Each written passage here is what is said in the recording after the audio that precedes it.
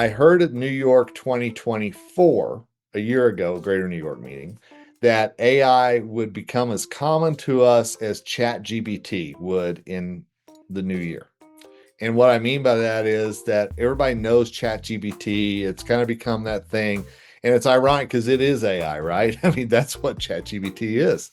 But yet in dentistry, AI still hasn't taken the full hold I think a lot of people thought it would in 2025.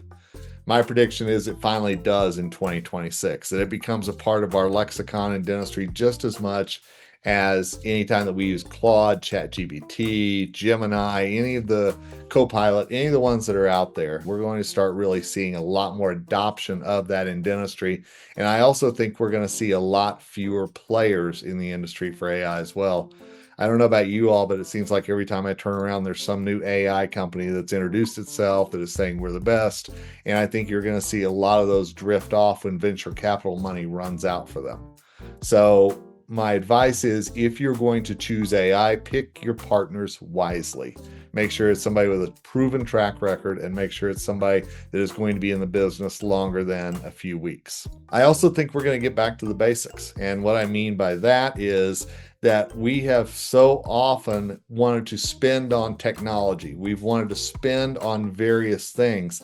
And one of the things that I'm going to talk about tonight are some things that are going to cost dental practices much more in 2026 than they did in 2025. And that money's going to have to come from somewhere.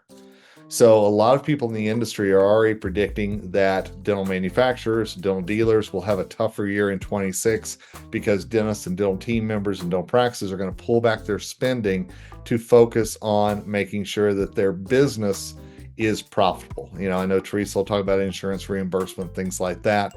There's a lot of different things that are going to strain the wallet in 2026 for dental practices. And I think you're going to see a lot of dental practices decide maybe they don't need to go to Chicago midwinter. Maybe they don't need to buy that new piece of equipment or redo the chairs in the practice or whatever it might be. And speaking of AI, I found this the other day and I had to laugh about it a little bit. Again, the joke was that it was going to replace all of us, right? And I will tell you, the more I work with writers, the more I work with consultants who want to send things to Dr. Bicuspid, the more I'm reading things that are ChatGPT driven.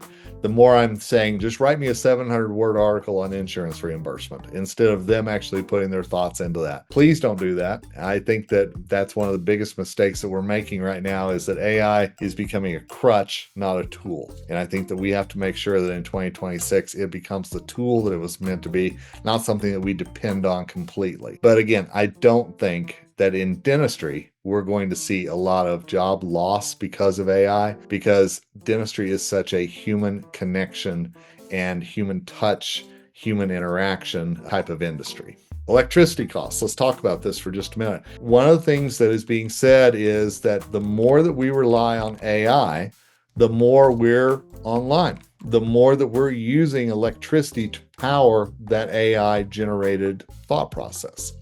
And so electric costs are expected to go up next year. And if you see the bottom there, you'll see that it's not just in dentistry, but at your home as well. 13 to 18% rise in electricity costs by the end of next year.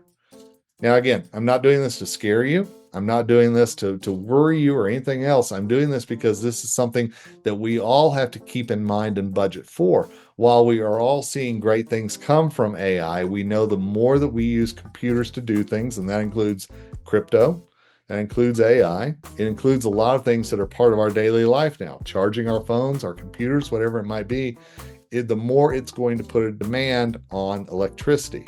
And there's only so much that the American grid can do. So it really will become a supply and demand issue. So just keep this in mind as we go forward. Teresa. Yeah, Kevin, I just want to anecdotally share our electricity here at the house. And Anne will find this interesting, and Laura too, kind of close to me. It's a co-op. So we're not on the main state power grid, but we have seen some brownouts and the main power grid, because we're very big on data centers here. Amazon, everybody's opening up data centers up and down the 95 corridor.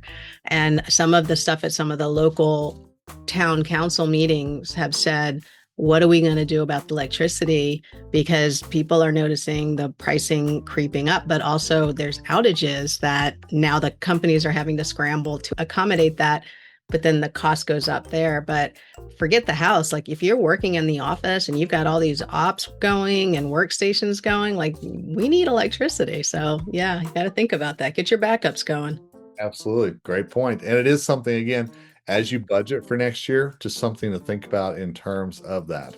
Wow. Tiffany just commented, just happened to us yesterday in Ashburn, which is like a city over, city or two over. And we're having a really weird day here in Colorado, where I live just off the mountains. We're having 80-mile-an-hour winds here right now.